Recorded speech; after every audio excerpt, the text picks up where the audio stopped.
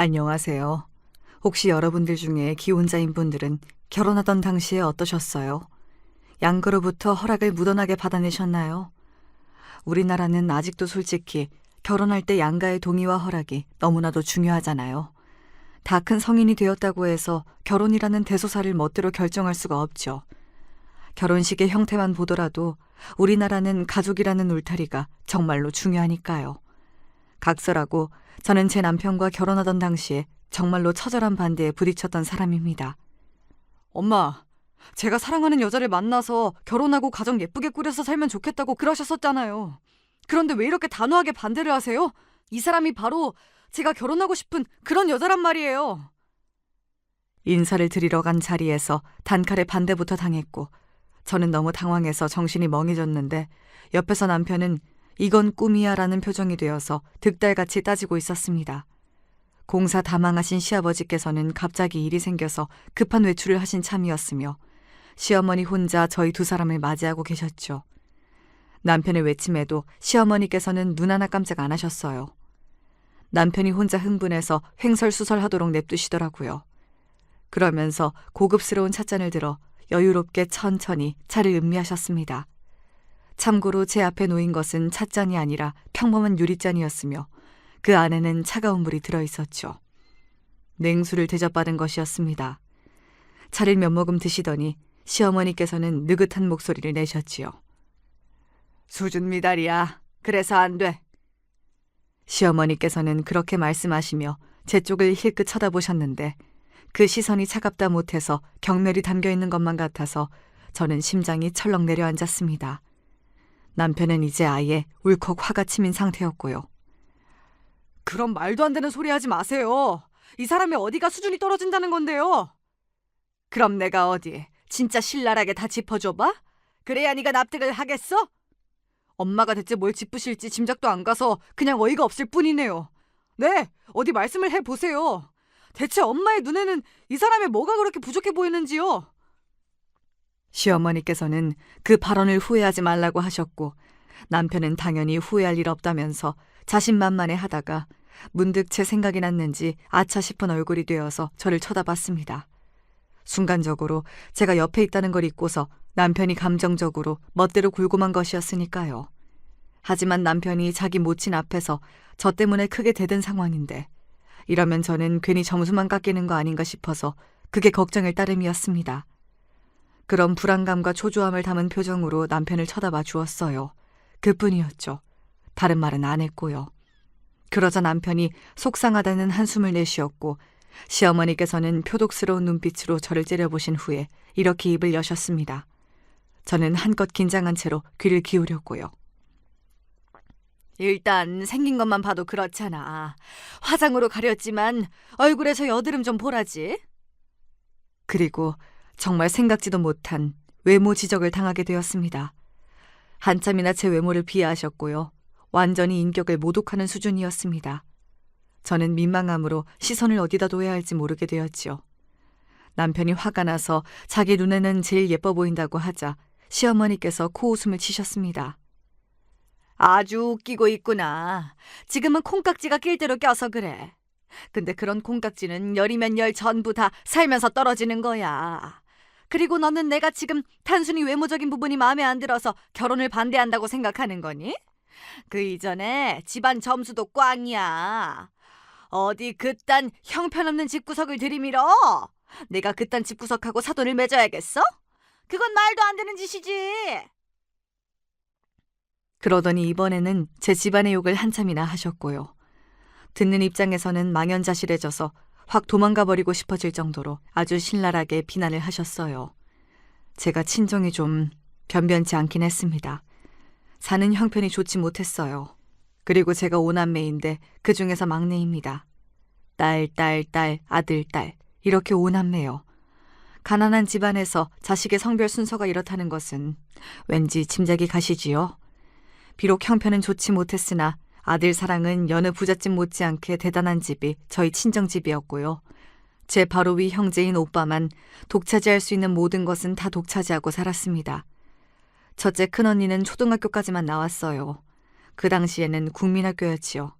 그마저도 학교 수업을 빠질 때가 종종 있었습니다. 왜냐고요? 집안일을 비롯해서 각종 일을 해야만 했기 때문입니다. 그때 그 시절 자식의 머릿수는 곧 집안의 노동력이기도 했으니까요. 할 일이 많은 날은 그날이 큰언니가 수업을 못 가는 날이었습니다. 둘째 언니는 몸이 좀 약했어요. 둘째 언니가 6살 때의 일이었는데 자전거를 얻어 타다가 잘못 넘어져서 크게 다쳤거든요. 가까운 병원으로 일단은 가족들이 달려갔습니다. 아, 이건 여기서는 안 되고요. 큰 병원으로 가셔야 합니다. 네? 큰 병원이요? 거기 가서 뭘 어떻게 해야 하는데요? 뭘 어떻게 하기는요. 가서 치료를 받으셔야죠. 아, 그리고 팔은 이게 지금 약간 부러진 상태거든요. 제 생각에는 이쪽 팔이 원래도 안 좋았을 것 같은데 아마 큰 병원 가서 수술을 받아야 할 겁니다. 뭐라고요? 수술? 그거 돈 많이 들어가는 거 아닙니까? 그렇겠죠.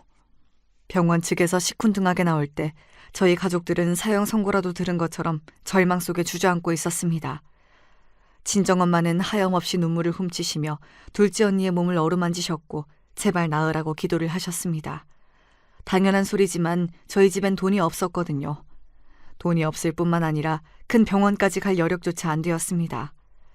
게다가 하필이면 그 시기는 고모부라는 인간이 저희 가족에 없는 돈마저 빼돌려서 사기를 치신 지 그렇게 얼마 안 지났을 때였어요. 벼룩의 간을 빼먹어도 그것보다는 나은 상황이었을 거예요. 가뜩이나 쪼들리는데 그래도 한 집안이 어떻게 등쳐먹고 그 적은 돈이라도 챙겨서 도망갈 수나 있었는지. 다시 생각해도 기가 막히고 어처구니가 없을 따름입니다. 돈도 잃고 정신적 충격이며 온갖 배신감에 휩싸여 있던 저희 가족이었고 둘째 언니를 치료할 형편은 죽었다 깨어나도 되지 않았습니다. 결국은 동네에서 수소문을 해다가 약 잘 짓는다는 곳을 알아냈고 거기서 약을 지어다가 둘째 언니한테 먹인 게 전부였죠. 자전거 사고를 당한 이후로 한 반년 정도는 둘째 언니가 시름시름 앓았을 거예요. 그러다가 시간이 더 지나서는 그럭저럭 괜찮아졌고요. 돈을 마련해서 둘째 언니를 큰 병원으로 데려갔던 것은 자전거 사고 이후로 딱 3년여가 지났을 때였습니다. 아이고 이런, 바로 오셨어야 했는데. 왜요? 뭐가 문제가 있나요? 지금은 좀 늦은 감이 있고요. 이미 팔이 잘못 붙어버린 상태입니다. 네? 잘못 붙었다고요? 저희 딸이 팔 쓰는 걸 작년까진 거의 못하다가 그래도 올해 들어서는 그냥저냥 쓰고 있거든요. 제가 보기에는 생활을 잘 하고 있는데요. 그게 잘못 붙은 거라고요? 네, 팔의 모양을 보셔도 아시겠지만 잘못 붙었어요. 이거는 수술을 해보려면 할 수는 있겠지만 글쎄요. 일단 어떻게 수술을 들어가야 할지 방향을 저희도 고심을 미리 좀 해봐야 하는 상황입니다. 왜 그렇게 말씀을 어렵게 하시죠? 수술이 아주 큰 수술인가 봐요. 예, 좀 복잡하죠. 그때 바로 오셨으면 이렇게 될 일이 아니었는데요. 아이고, 안타깝네요. 누가 바로 안 오고 싶었겠나요? 돈이 없으니까 그랬지요. 돈만 있었으면 저도 제 새끼 바로 치료해줬을 거예요. 큰 병원에서 친정엄마가 눈물을 쏟으셨습니다. 게다가 둘째 언니는 팔의 문제뿐만 아니라 기관지 쪽도 상태가 안 좋다는 소견을 받게 되었고요. 그래서 그때 치료를 받았냐고요? 늦어버렸지만 그때라도 수술이 진행되었냐고요? 놀랍게도 아니요, 그렇지 않았답니다. 의료진이 고심을 해보던 그때에 저희 가족은 치료를 포기하고 돌아서고 있었거든요. 엄마가 눈물을 쏟으셨지만 그건 그거고요. 돈은 돈이었죠. 생각보다 돈이 너무 들어가는 상황이었거든요. 준비한 예산을 훌쩍 뛰어넘었고 큰 병원을 오가며 치료를 받고 병문안을 가고 뭐 어쩌고 저쩌고 하기가 어렵다는 핑계까지 곁들여지면서 그렇게 둘째 언니의 두 번째 기회는 날아가게 되었습니다. 어린 나이에는 사실 몸이 계속 자라서 문제가 되기도 하지만 한편으로는 그만큼 회복력이 좋은 거잖아요. 그래서 만약 그 두 번째 기회에서 무리를 해서라도 큰 병원에서 치료를 받았다면 둘째 언니의 몸 상태는 훨씬 좋았을 겁니다. 이런 것도 전부 뒤늦은 후회였지만요. 그런 일들이 있었기에 둘째 언니는 몸이 좋지 않았고 노동력을 계산할 때 제외가 되었습니다. 열애 대상이었지요. 자연스레 셋째 언니가 많은 것을 하게 되었습니다. 7살 나이에 이미 온갖 집안일에서 못하는 일이 없었고요. 가장 셋째 언니가 했던 많은 일은 집안의 넷째인 오빠를 보살피는 일이었습니다. 씻기고 재우고 놀아주고 입혀주고 밥 챙겨주고. 하여간 셋째 언니가 오빠를 위해서 안 하는 일이 없었어요. 너무나도 그렇게 하고 싶어서 자원을 해서 그렇게 한 건 아니었고요. 당연히 친정 부모님의 요청과 압박이 있었기 때문에 그렇게 열심히 한 것이었습니다. 생활력이 강하고 굶어 죽지 않으려면 매사에 정신을 바짝 차리고 살아야 한다는 생각이 기본적으로 깔려있는 형제들 사이에서 오빠만 이단하였습니다. 나 배고파! 밥 차려줘 빨리! 이딴 소리를 외칠 수 있는 건 오남매 중에서 오빠 하나뿐이었지요. 가난한 집구석에서 반찬 투정을 할 수 있는 것도 오로지 오빠 한 명뿐이었고요. 저는 그런 오빠를 보며 자라난 막내였습니다. 나이 지긋한 동네 어른들이 저를 보면 이런 소리를 곧잘 하시곤 하였죠. 저것이 아들로 나오기를 그렇게나 바랐을 텐데 자식 낳는 게 뜻대로 안 되는구만. 그래서 저 집이 이제 제대로 열받아서 애를 더 안 낳는 거잖아. 막내가 아들로 나오기만 했어도 기가 살았을 텐데 또 딸년이 나왔으니 김이 새어버린 거지 뭐. 친정 부모님이 제가 아들이기를 간절히 바랐으나 딸이어서 제대로 실망을 해버렸다는 이야기였습니다. 저는 그 이야기를 한두 번 들은 게 아니었고 이미 여러 번 들은 상태였어요. 그래서 큰 소리로 저를 겨냥한 대화를 나누시던 동네 어른들이 껄껄껄 웃으시면 저는 일부러 그 앞으로 가까이 다가가 걸어가면서 하하하 웃음소리를 냈습니다. 신나게 웃으면서 지나갔죠. 아니 저것이 제정신인가? 어린 기집애가 성질머리하고는 기가 보통 센 것이 아니구만. 나중에 커서 시집이나 제대로 갈지 모르겠네. 저는 타고난 성격 자체가 그랬나 봐요. 희한하게도 별로 기가 죽는 법이 없었습니다. 상처를 받고 의기소침해지는 순간도 물론 많았죠. 구질구질한 신발만 신고 다니면서 놀림도 많이 받았고요. 저는 저만의 것을 가져본 경험이 별로 없었습니다. 언니들이 쓰던 것, 간혹 오빠가 쓰던 것까지 몽땅 물려받아서 사용하는 신세였기 때문입니다. 머리부터 발끝까지 헌것으로만 도배를 하고 다니는 사람이 바로 저였네요. 새 것을 가진다는 기분은 오로지 상상으로만 느껴봤습니다. 현실에서는 있을 수 없는 일이었기 때문이죠.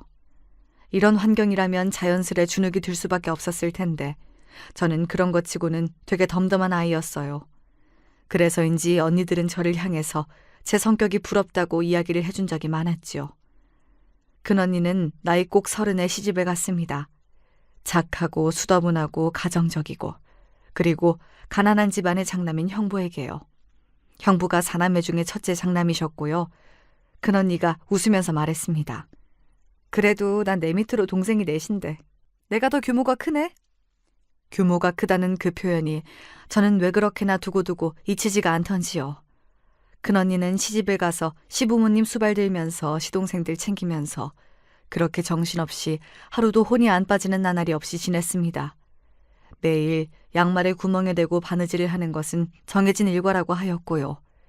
둘째 언니는 몸이 아파서 시집을 갈 자신이 없다고 했던 사람입니다. 그러다가 27에 결혼을 했어요. 부모도 없고 형제도 없고 그리고 가진 거라고는 몸뚱이와 단칸방이 전부인 가난한 형부와 결혼을 했습니다. 돈은 적게 벌어도 어쨌든 둘째 형부는 다니는 직장이 있었고요. 심성이 여리고 착한 사람이었습니다. 친정 부모님은 자전거 사고 때문에 몸이 그렇게 된 딸을 받아준 남자가 있다는 것만으로도 너무 감사한 일이라면서 눈물을 훔치셨습니다. 둘째 언니가 결혼을 하고 나자 그제야 큰언니가 이제 됐다는 생각으로 결혼을 하게 되었던 것이고요. 순서가 그랬네요. 그리고 셋째 언니는 결혼을 아주 늦게 했습니다. 36에 했으니까요. 결혼을 미루며 살았던 이유는 하나였습니다. 내가 시집가면 우리 부모님은 누가 챙겨드리나? 내가 있어야 돼. 아무래도 셋째 언니는 착한 자식병이라는 것이 존재한다면 그 병에 진짜 걸려있던 것이 틀림없었습니다. 효도만이 살 길이라고 생각을 하는 것처럼 셋째 언니는 그렇게 살았죠. 20대 때 벌었던 돈도 고스란히 가족들을 위해 쓴 사람이었으니 무슨 말이 더 필요할까요? 하지만 그런 셋째 언니는 결국 그렇게 산 걸 후회하며 괜히 결혼을 미루다가 늦은 나이에 시집을 가서 부끄럽게 되어버렸다는 말을 했답니다. 그렇게 된 계기가 있었지요.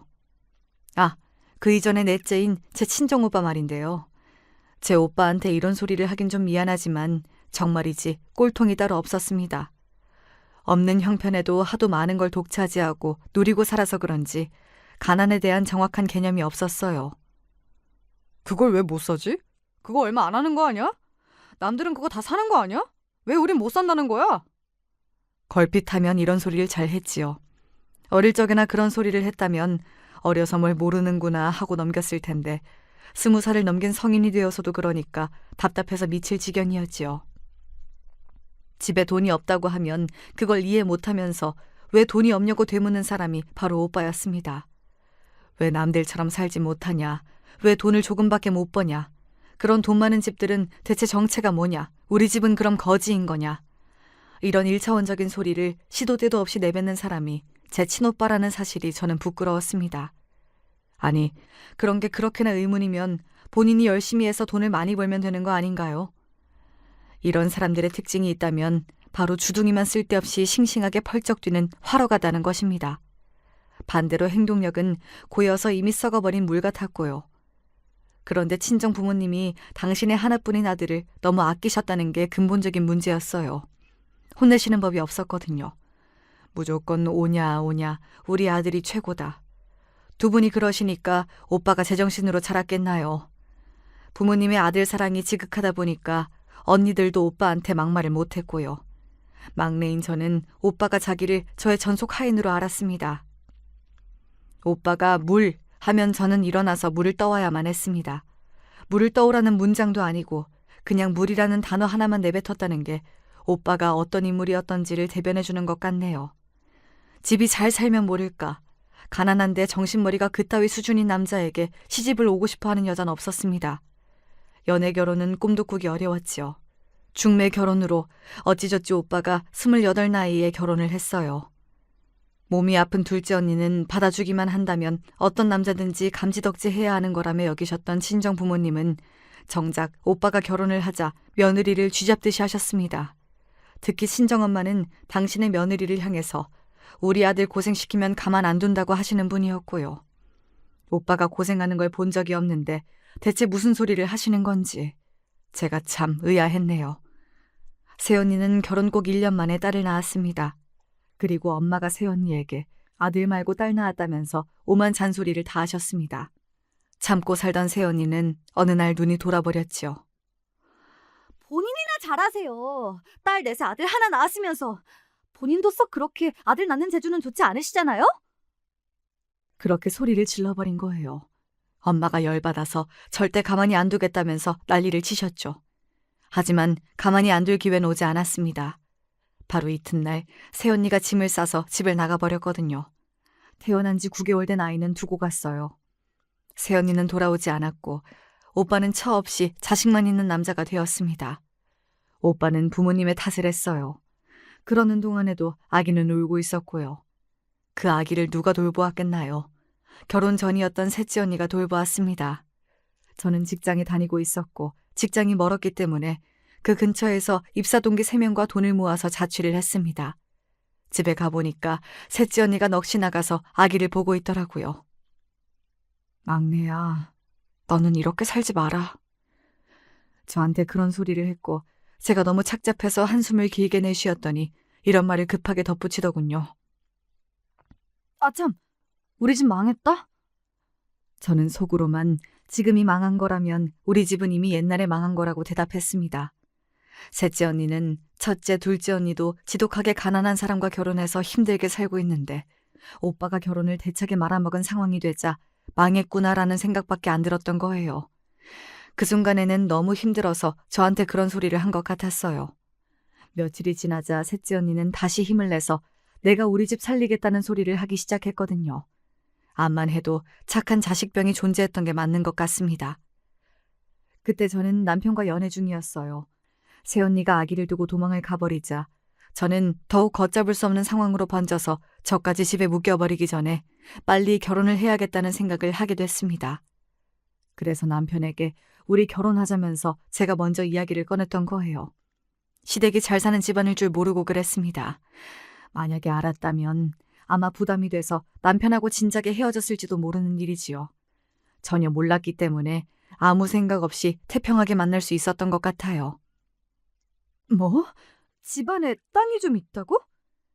시댁이 부자라는 걸 처음 눈치챈 것은 땅 이야기를 들었을 때입니다.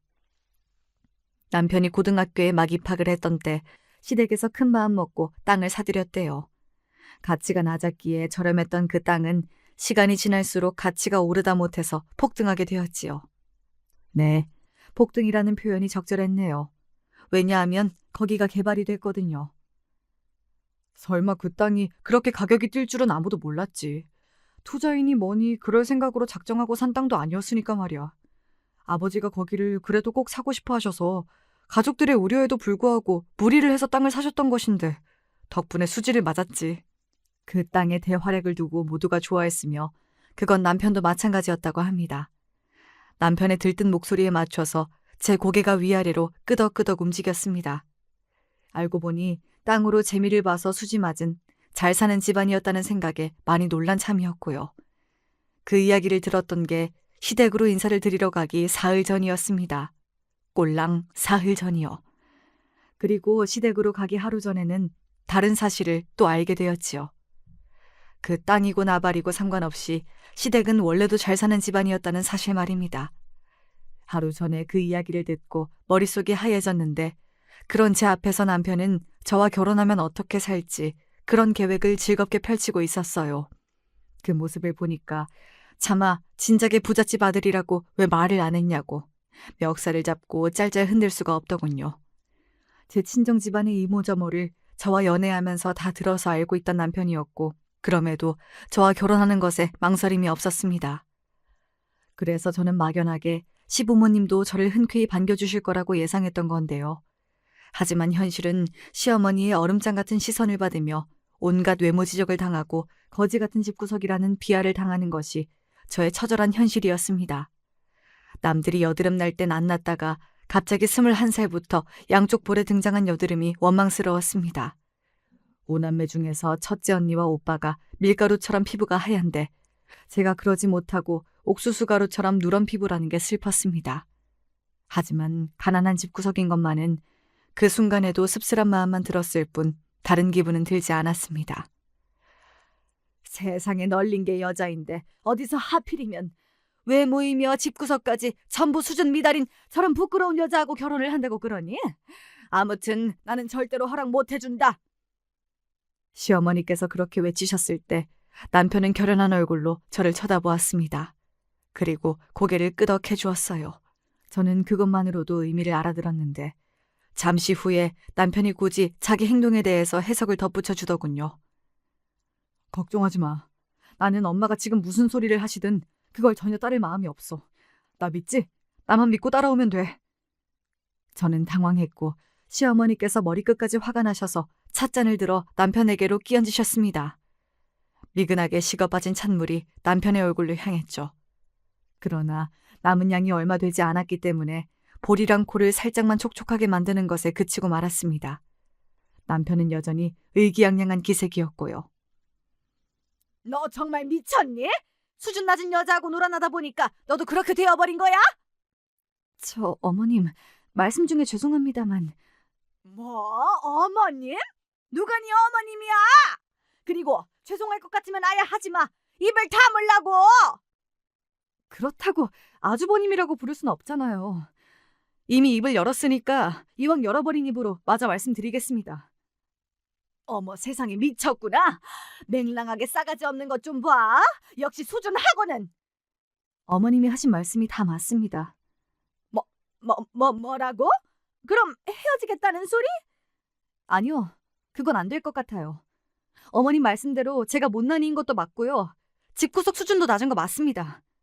어머님의 지적을 들을 때마다 너무 수치스럽고 창피해서 눈물이 나올 뻔했는데요. 간신히 울음을 참아내고 나서 얼른 생각을 해봤어요. 제가 부잣집 아들이랑 결혼을 하고 싶은 건지 아니면 그냥 이 사람 자체를 보고 결혼하고 싶은 건지. 답은 후자입니다. 저는 제 옆에 있는 이 사람이 부모 형제도 없는 단칸방살이 신세라고 해도 결혼할 생각이거든요. 저를 가득 채우고 있던 민망함이 씻겨져 나간 자리에 의연함이 치고 들어왔습니다. 당당하게 시어머니를 마주볼 자신이 없었기에 그러는 대신 저는 당당하게 제 자신을 마주봤어요. 제가 지금 어떻게 하고 싶은 건지, 저라는 사람이 어떤 강점이 있는지. 그걸 똑바로 마주봤더니 이야기할 거리가 생겨나더군요. 부모 형제 없는 단칸방 신세? 비약이 좀 심하네. 그런 남자랑 결혼하고 싶은 여자가 어디에 있어? 있어요. 모르시죠? 저희 언니가 실제로 그런 형부와 결혼을 했답니다. 둘이 안 싸우고 잘 살아요. 뭐야? 저런 미친 상놈의 집안을 다 보았나? 어머님이 보시기에는 상놈의 집안일 수도 있겠죠. 하지만 어머님, 상놈의 집안이 있어야 부자나리 집안도 빛을 발하는 거 아닐까요? 돈이 억만금이 있다고 한들 만약 그 돈을 쓸 곳이 없다면 그 돈은 무용지물이겠죠. 바보가 존재해야 천재가 천재 소리를 들을 수 있을 거예요. 세상은 공평하지 않습니다. 어머님처럼 호화 생활을 하는 계층이 있는 반면 하루 벌어서 하루를 살고 그 다음 하루를 걱정하며 잠이 드는 계층이 있는 거죠. 그리고 하루를 간신히 살아내는 그 사람들이 없다면 어머님의 멋진 찻잔도 더 이상 멋지지 않을 거예요. 어머님이 무시하고 외면을 하셔도 어렵게 사는 계층이 이 사회에 다수 존재한다는 건 확실한 사실이고 부정할 수 없는 진실입니다. 그들 없이 살아가실 순 없어요. 그래서 지금 나한테 무슨 말이 하고 싶은 거야? 저는 어머님의 옆에서 함께 빛날 수가 없어요. 잘 아시다시피 저라는 존재 자체가 그런걸요. 하지만 대신에 저는 어머님을 더욱 빛나게 해드릴 수 있습니다. 왜냐하면 빛은 어둠 앞에서 대조되어서 더욱 빛나는 법이니까요. 어머님, 살면서 똥 한 번씩은 밟고야만 하는 게 사람 인생인데요. 어차피 똥을 밟게 되실 거라면 지금 저라는 똥을 밟으시는 게 어떨까요? 지금 제가 생각해도 믿겨지지 않을 정도로 그 순간에 저는 완전히 무대뽀로 굴고 말았습니다. 말도 안 되는 우기기였어요. 하지만 남편은 눈이 커다래져서 저를 보다가 이내 기대감이 가득해진 눈빛으로 시어머니를 바라봤고요. 제가 긴장으로 땀이 찬 주먹을 몰래 꽉 쥐면서 시어머니의 대답을 기다렸습니다. 침묵만 오갔고 저는 인생에서 그렇게 긴장을 해본 적이 없었죠. 마침내 시어머니께서 침묵을 깨고 입을 여셨어요. 이래서 수준 낮은 것들은 안 된다니까. 혀를 끌끌 차시며 자리에서 일어나셨는데 제가 실망하려던 찰나 순간적으로 그 입가에 걸린 미소를 보고 말았습니다. 휙 돌아서서 방으로 걸음을 옮기시는 뒷모습을 멍하게 보다가 천천히 남편과 시선을 교환하였어요. 같은 걸 목격했는지 남편도 얼떨떨한 모습이었고 이내 저희는 손을 꽉 잡으면서 소리 없이 기뻐했습니다. 이틀 뒤 시아버지까지 함께한 자리에서 다시 정식으로 인사를 드렸고요. 제 배경을 들으신 시아버지께서는 난처한 기색이셨는데요. 반대를 하며 불같이 화를 내셔야 마땅할 시어머니께서 가끔 한숨이나 내쉬고 마시는 것에 시아버지는 더더욱 난처해하고 계셨지요. 영문을 모르셨던 거예요. 남편이 저와의 결혼을 강력히 주장하는 가운데 시어머니마저 뚜렷한 반대 없이 한숨만 내쉬시니까 결국 시아버지께서 허락을 해주고 마셨습니다. 제 결혼 소식을 듣고 막내가 시집가냐면서 세월이 야속하다는 반응이나 해주던 친정 식구들은 제 시댁 집안 이야기를 듣고 나자 전부 다 약속이라도 한 것처럼 사례가 들렀습니다. 친정엄마는 반쯤 혼절을 하셨고요. 오빠는 이제 자기가 팔자 펴는 거냐면서 신이 났는데 저는 말끔히 무시해 주었습니다. 다른 사람들 다 도와줘도 오빠를 도울 생각은 없었으니까요. 제가 부잣집에 시집가게 됐다는 소식이 퍼지자 고향 동네 사람들도 난리가 났습니다. 사람 인생 모르는 거라면서 신기해했고요. 하지만 저를 두고서 죽도록 고생 많이 하겠다는 추측도 많이 나왔습니다. 시댁에 비해 친정이 기울어도 너무 기울었으니 제가 도리 없이 기가 팍 죽어서 시달리며 지낼 며느리라고 주변에서 다들 그렇게 짐작했던 듯 싶어요. 하지만 저는 대연자약하기만 했답니다. 힘들면 어쩔 거고 고되면 또 어쩔 텐가. 죽기야 하겠어? 매일 나 자신을 다잡으면서 살면 그만인 거야. 하루하루 살다 보면 그게 차곡차곡 쌓여서 어느새인가 지난 세월이 되고 마는 법. 전부 다 지나버릴 것들이야. 앞으로 일희일비하면서 살지 말자. 저는 외유내강이었어요. 의연하고 굳세였죠. 그래서 그 시절 어려운 시집살이를 다 버텨냈습니다. 시어머니께서는 틈만 나면 저에게 오만트집을 다 잡으셨고 시누이 2명도 만만치 않았거든요.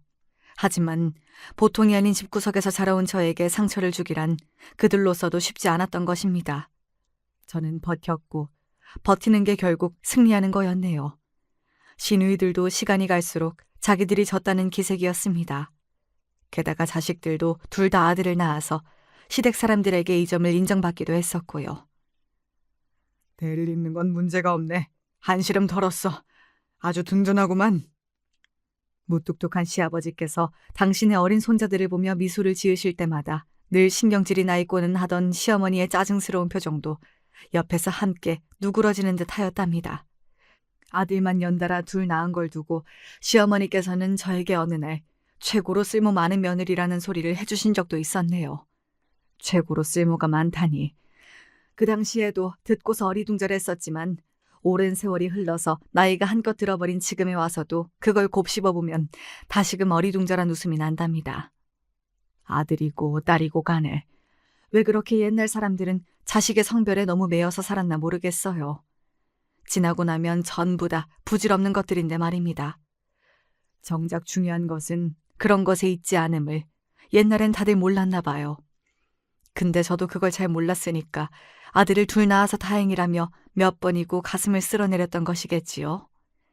제가 부잣집에 시집을 가서 악착같이 버텨내고 아들들까지 낳고 사는 걸 보면서 셋째 언니는 부질없는 걱정을 했다며 웃었습니다. 막내인 제가 이렇게 앞길이 잘 풀릴 줄 알았다면 자기가 진작에 아무 염려 않고 시집을 일찍 갔었을 거라며 두고두고 후회하기도 하였고요. 말은 그렇게 하지만 언니들은 항상 제 걱정을 해주었습니다. 혹시 자기들 때문에 제가 트집 잡혀서 힘들어지는 일이 있을까봐 자꾸만 그 점을 신경 쓰기도 하였고요. 오빠는 저에게 빌붙어서 먹고 살려고 했는데 그때 언니들이 합세해서 남동생의 등짝을 후려쳤습니다. 야, 이 자식아! 막내한테 뭐 하나 더 해주진 못할 망정! 발목이나 안 잡게 조심하진 못할 망정! 막내한테 빌붙으려고 해? 에라이 못난 자식아!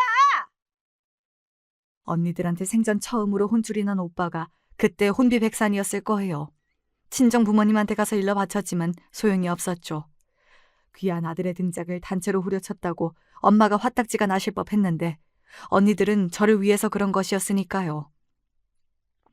부잣집 며느리가 된 막내를 위해서 그랬다고 하니까 엄마도 갑자기 하실 말씀이 없어진 것입니다. 아무도 자기 편이 아니라는 것에 충격을 받은 오빠가 그때부터 주눅이 들긴 했으나 그러면서 일을 꼬박꼬박 다니기 시작했고요. 역시 믿을 구석이라는 게 사라져야 사람이 움직이는 모양이었습니다. 저는 굳이 티를 안 내고 살았으나 속으로 항상 벼르고 있었어요.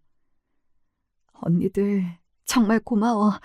조금만 더 기다려. 내가 제대로 보답해 줄게. 내가 우리 가족 호강시켜 줄 거야. 아직은 내 입지를 다지고 신뢰를 쌓는 단계니까 조금만 더 기다려주라.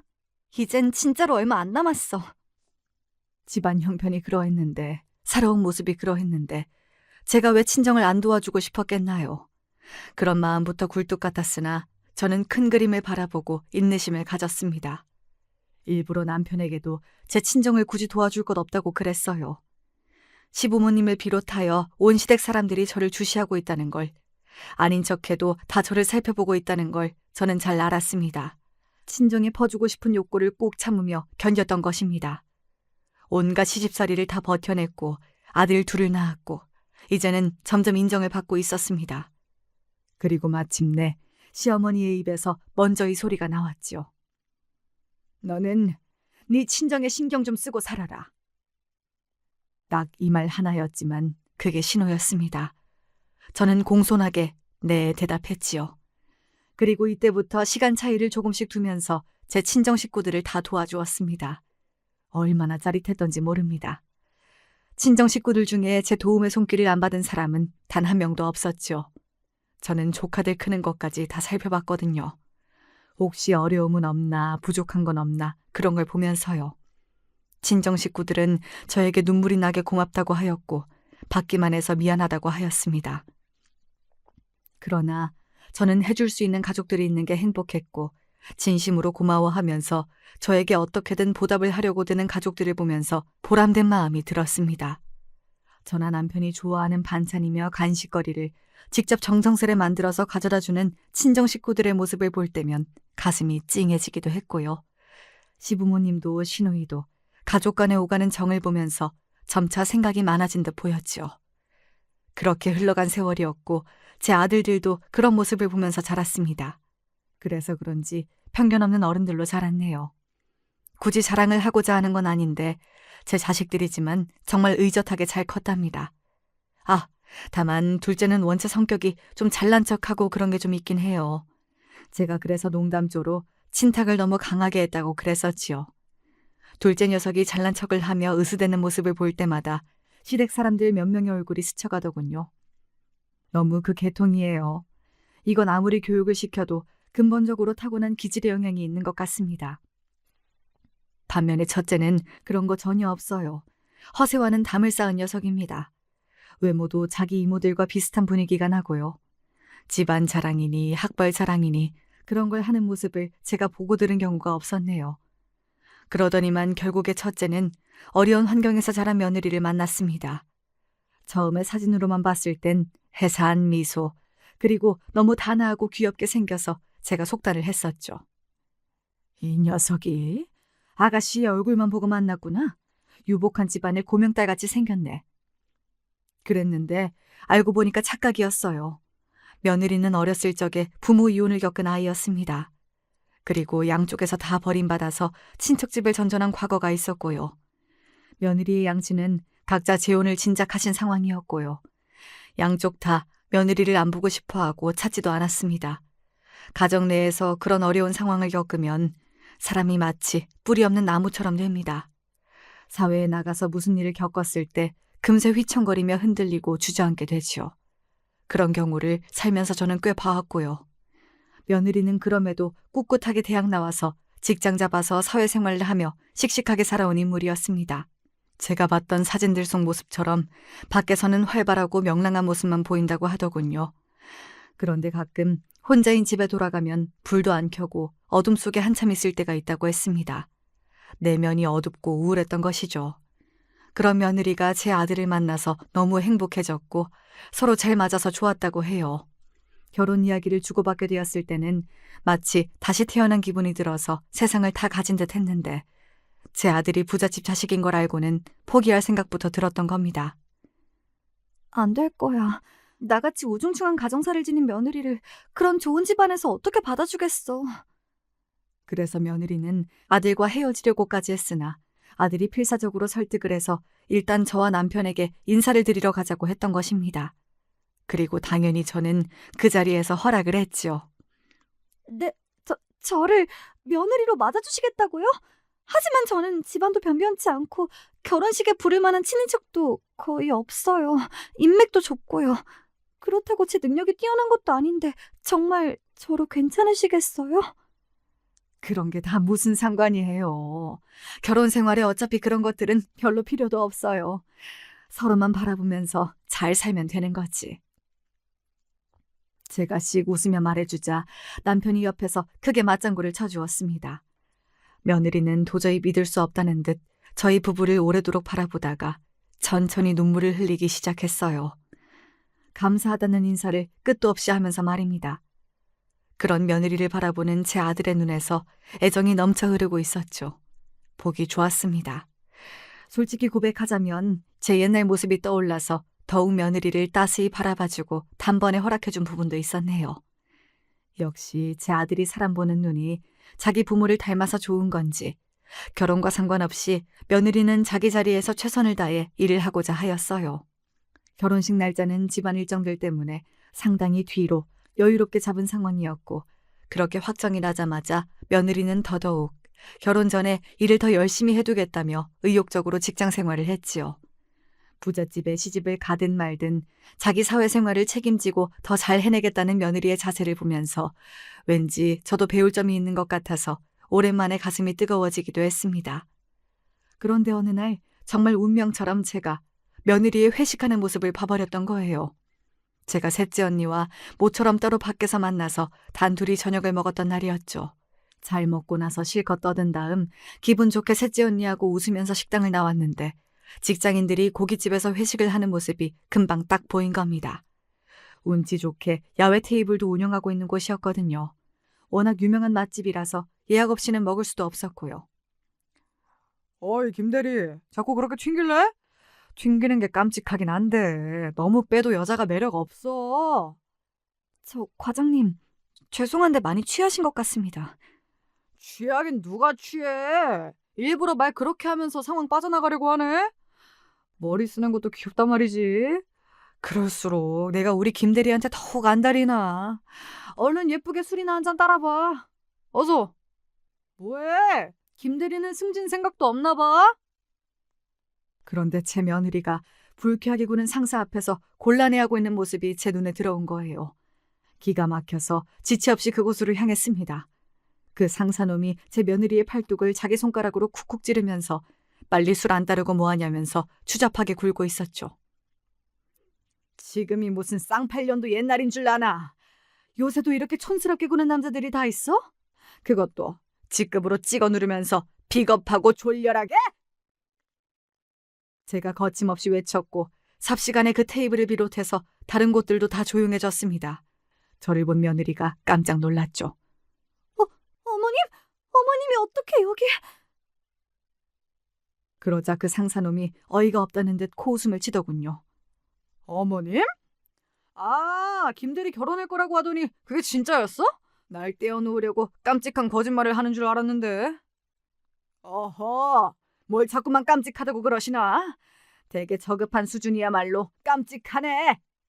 뭐? 아니 근데 이 늙은 아줌마가 왜 이렇게 막말을 하지? 며느리 앞길 막고 싶나 봐? 아주 웃기는 양반일세. 대기네 며느리 앞길을 막고 자시고 그럴 능력은 되고? 되지? 충분히 되지? 내가 직속 상사인데 그러는 늙은 아줌씨는 뭘 믿고 이러시나? 그 상사놈이 큰 소리를 쳤고 그 즉시 뒤에 서 있던 셋째 언니가 박장대소를 하였습니다. 웃겨 죽겠다. 내가 올해 들은 개소리 중에서 최고 개소리다. 여기 건물주한테 뭘 믿고 이러시나? 기업 회장 사모님한테 뭘 믿고 이러시나? 아이고, 내 배꼽 빠진다. 내 배꼽 도망간다. 그러자 그 상사놈은 쥐기가 싹 가신 망연자실한 얼굴이 되었습니다.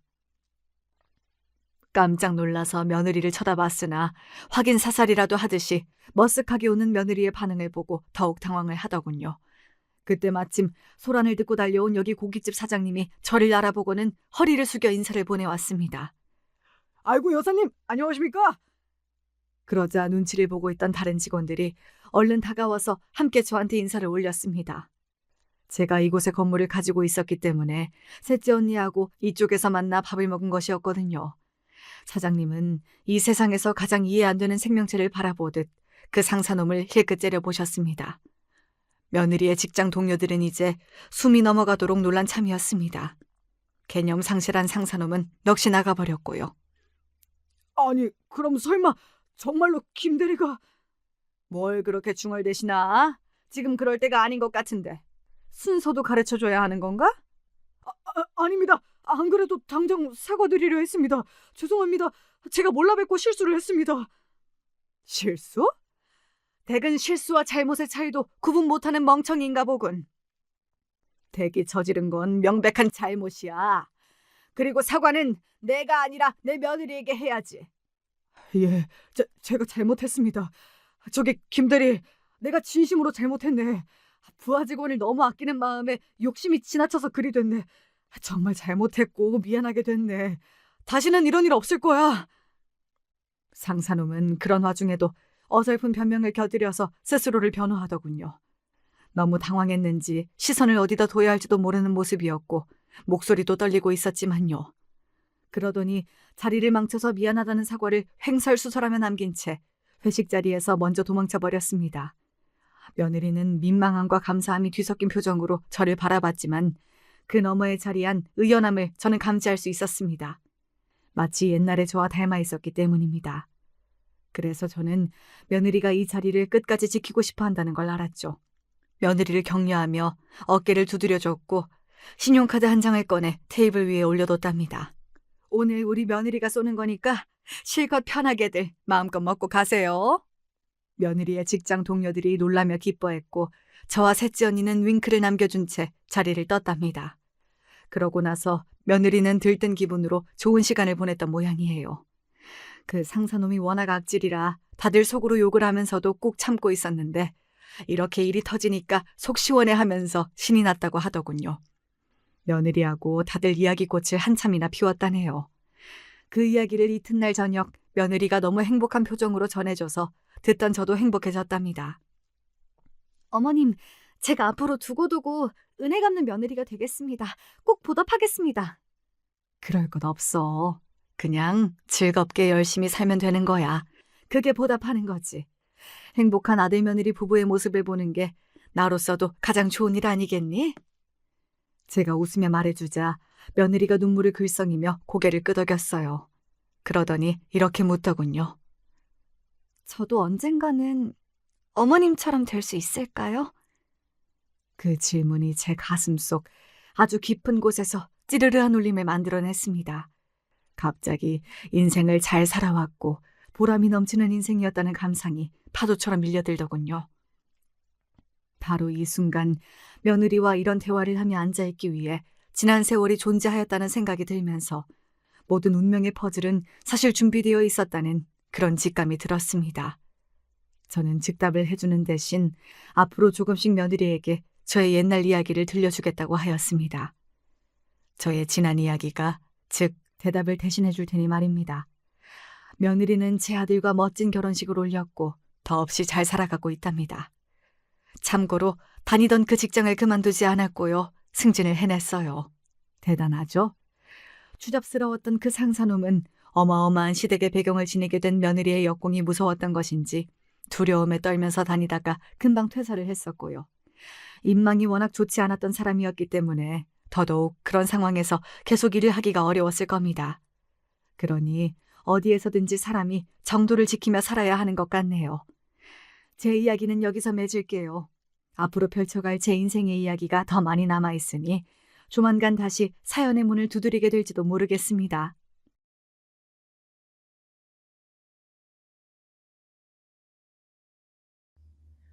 안녕하세요. 저는 서울에 사는 40대 주부예요. 어딘가에 한 번쯤은 제 얘기를 털어놓고 싶었는데 이런 데 하소연할 수 있어서 너무 좋네요. 사실 시댁 얘기하는 것도 어찌 보면 제 얼굴에 침 뱉기긴 한데 말 안 하고 살면 정말 화병 걸릴 것 같아서요. 인생에서 되돌릴 수 있는 시간이 있다면 저는 결혼하기 전으로 돌아가고 싶어요. 사실 우리 남편에게 엄청 불만이 있다기보단 저희 어머니 때문에 그렇거든요. 본래 사돈끼리 자주 보는 거 아니라지만 정말 어쩜 이렇게 친정과 시댁은 차이가 나는 걸까요? 제가 결혼했을 무렵 초반엔 우리 어머니 참 좋으신 분인 줄 알았어요. 그리고 왜 그거 있잖아요. 시어머니들이 많이 하는 거짓말이요. 그거 우리 어머니도 저한테 하셨거든요. 예, 영미야. 난 너를 내 딸이라고 생각해. 내가 딸이 또 없잖아. 그러니까 널 이제 앞으로 딸처럼 여기면서 살 거야. 우리 알콩달콩 예쁘게 잘 지내보자. 생각해보면 전 남편이랑 결혼했는데 왜 결혼해서 어머니랑 예쁘게 잘 살아야 했던 걸까요? 이런 부분에서 어리버리했었지만 저희 엄만 이때 제가 잘하길 바라셨어요. 엄마는 시집살이 그렇게 심하게 안 해봐서 잘 모르겠어. 네 아빠도 일찍 우리 곁을 떠났고 그 뒤로 할머니나 고모들 보고 산 적도 없어서 말이야. 그래도 어쨌든 시어른들한테 잘하면서 살아. 이뻐해 주신다니 감사한 일이지. 그래서 그냥 철석같이 엄마 말만 순진하게 듣고 따랐어요. 이른바 저도 착한 며느리가 되겠다는 병에 걸렸던 거예요. 그리고 제법 초반에는 어머니랑 잘 지내서 같이 쇼핑도 다녔죠. 어머니는 엄청 쇼핑을 좋아하시더라고요. 내가 여기 백화점 푸드코트랑 여기랑 여기 층에 있는 매장을 아주 좋아해. 너는 백화점 구경 안 좋아하니? 내가 립스틱 하나 사줄 테니까 같이 데이트하자. 그래서 몇 번 따라다녔는데 전 본래 그런 치장하는 데에 관심이 없어서 그런지 재미가 없더라고요. 암튼 어머니는 꽤 돈을 많이 쓰시는 듯 했는데 이런 부분에서 전 고개를 갸우뚱하게 됐어요. 왜냐면 신혼여행 후 시댁에 몇 번 들렸는데 그렇게 막 여유 있는 형편이 아니었거든요. 아파트에 살고 계시긴 했지만 작은 20평대 집이었고 실평수보다 좁게 나온 편이었어요. 그리고 아버님은 밤에도 대리운전을 하고 꽤 바쁘셨어요. 저희 신혼집도 그렇게 넉넉하게 해주시진 못했고 우리도 근처에 브랜드가 없는 작은 아파트를 20평대로 얻었거든요. 그런데 상대적으로 어머니 씀씀이는 꽤 큰 편이었고 덜컥 5만 원짜리 립스틱을 선물해 주시고 할 때 약간 걱정스럽더라고요. 저기 어머니, 전 이런 거 잘 안 써요. 이런 명품 브랜드 립스틱은 저한테 부담스럽기도 하고 뭔가 잘 안 맞더라고요. 전 괜찮으니까 다른 사람 주셔도 돼요. 제 말에 어머니는 부담 갖지 말라고 받으라고 하시니 어쩔 수 없이 받아 챙기긴 했답니다. 근데 이때는 저도 신혼 무렵이니까 꽤 시댁에 몇 번씩 갔었는데요. 본의 아니게 시작부터 어머니 흉으로 시작하게 되네요. 아무튼 60대가 넘으신 어르신이 낮에는 그렇게 백화점 구경하고 화려하게 두르고 다니시고 오후에 집으로 들어가셔서는 밥도 잘 안 하시더라고요. 이땐 부담 못한 제가 몇 번 차렸어요. 어머니, 이제 곧 있으면 아버님 퇴근하실 시간인데 남편도 이리로 오라고 부를게요. 그래, 그래, 좋다. 명훈이랑 다 같이 먹으면 너무 좋지. 근데 뭐 만들고 치우려면 귀찮지 않니?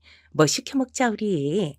에이, 어머니, 여기 앞에 마트 있는데 제가 간단히 장 봐올게요. 저번에 보니까 아버님은 외부 음식 안 좋아하시는 것 같아서요. 그러자 어머님은 얼굴을 찡그리며 고개를 절레절레 지으시더라고요. 그러게 말이야. 네 시아버지는 그렇게 입이 까다로워. 꼭 집에서 누가 해준 밥만 먹으려고 든다니까. 피곤해 죽겠어 정말. 밥 정도는 자기가 알아서 차려 먹을 것이지. 내가 명훈이 장가 보내놓고도 남편 밥 차리면서 살아야겠니? 하도 이렇게 씩씩거리시니 저도 바로 집에 가기 그래서 그냥 시댁에서 저녁을 같이 먹고 치우곤 했어요.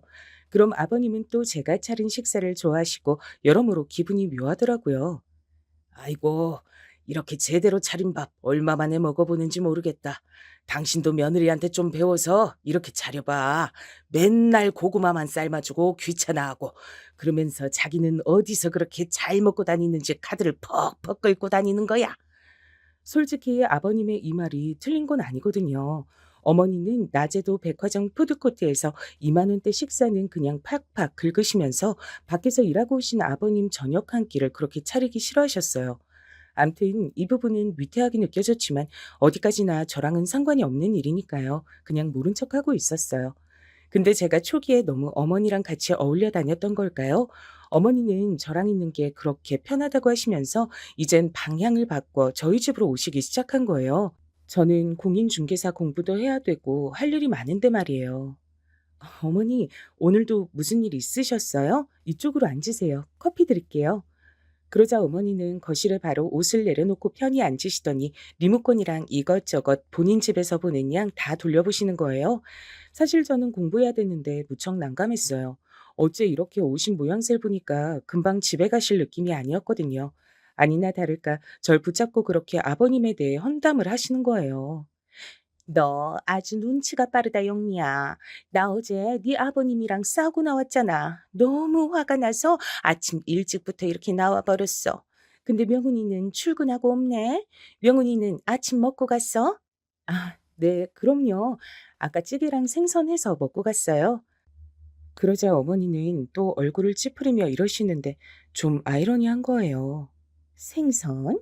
명훈이가 제육볶음 엄청 좋아하는데 걔는 바닷가 쪽보단 육지고기를 좋아해. 다음엔 돼지고기랑 소고기 이런 거 막 볶아줘. 손 많이 안 가고 그냥 구워주기만 하면 돼. 그럼 아주 잘 먹거든.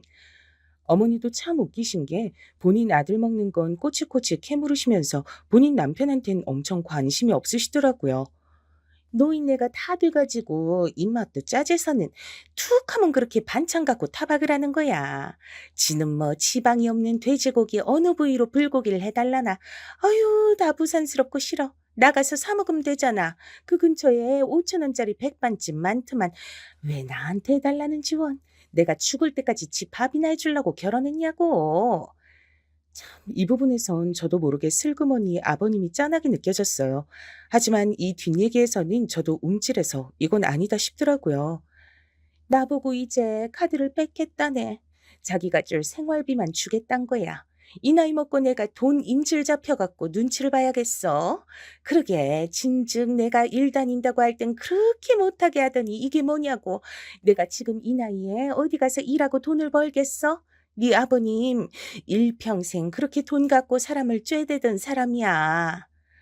사실 어머니의 이런 말들도 본인 아들이 있을 땐 안 하시고요. 꼭 저 혼자 있을 때만 와서 그렇게 아버님 욕을 하시더라고요.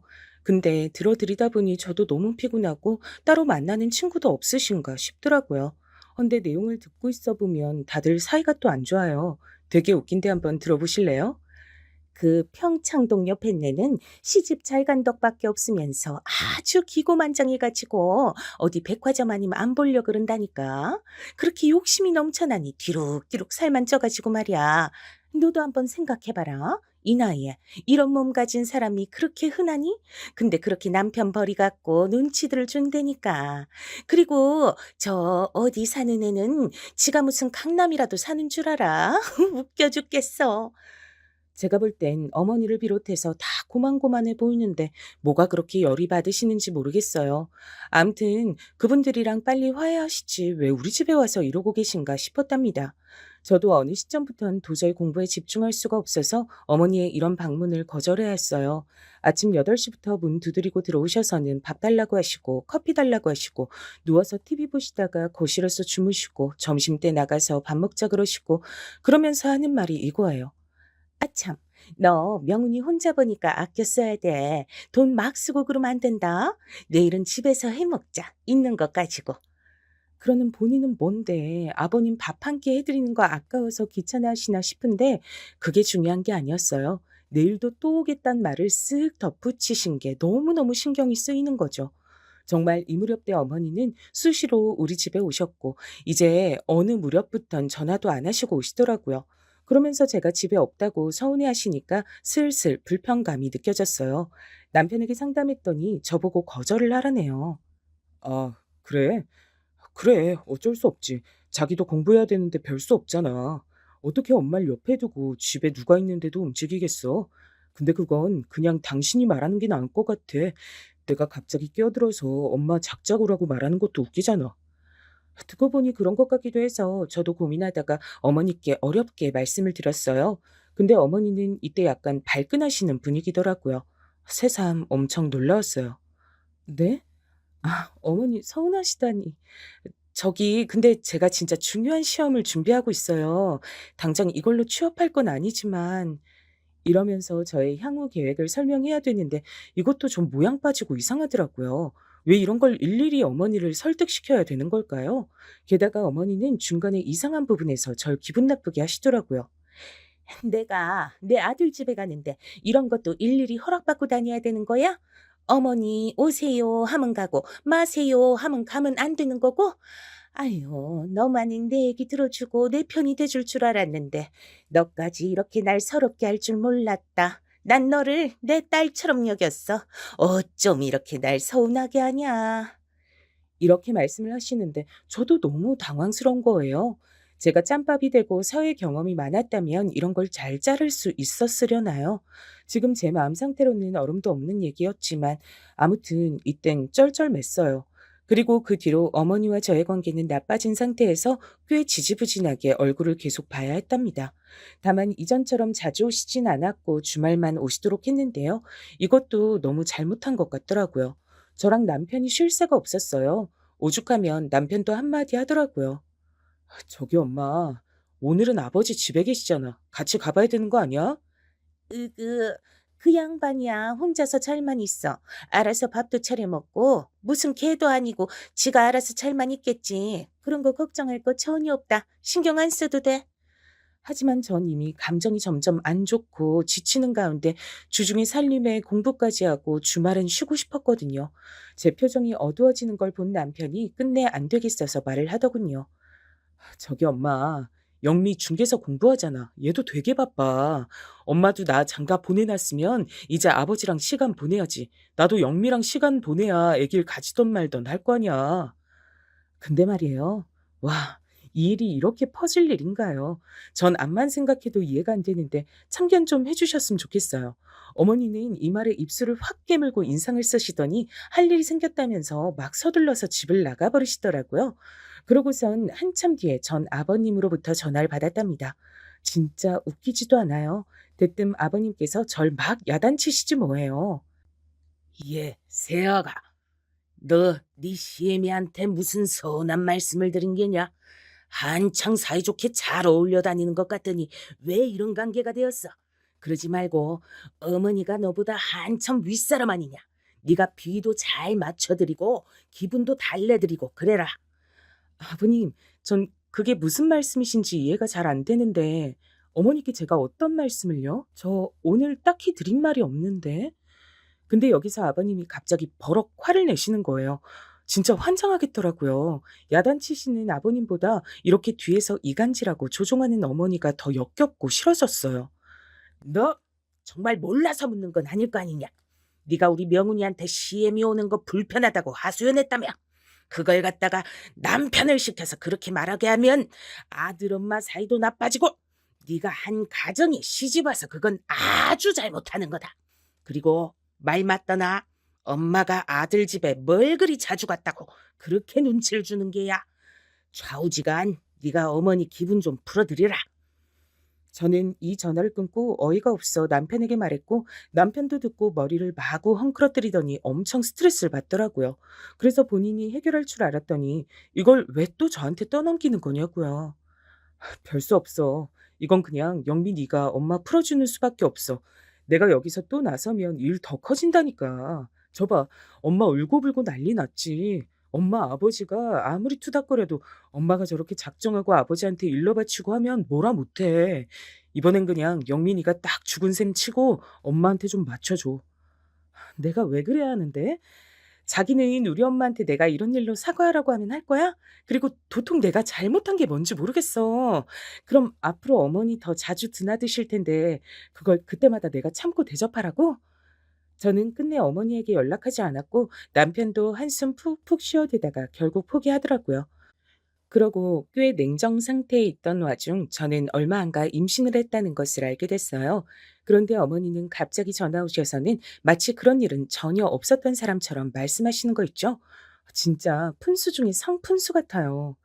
아이고, 잘 됐다. 있잖아. 난 아들이고 딸이고 그런 거 전혀 안 가리는 사람인 거 알지? 나는 그런 거 차별하는 시어머니가 아니야. 그런 건 다 늘 딸이들이지. 그나저나 너무 잘 됐다. 요즘 그렇게들 태교 여행으로 동남아니 어디니 간다더라고. 우리 미리 비행기 티켓이라도 끊어놓자. 아니 세상에.